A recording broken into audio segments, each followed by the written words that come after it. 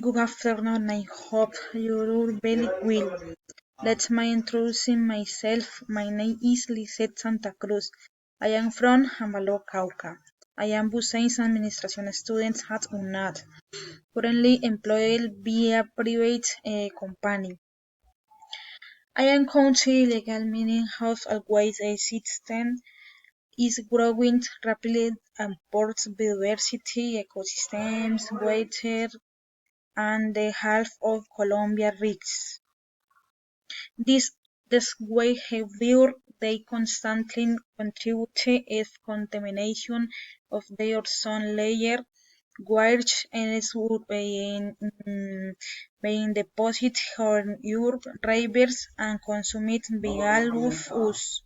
On the other hand, the community has been afraid for a long time to constraints exploitation and wars with groups seeking to seize territory.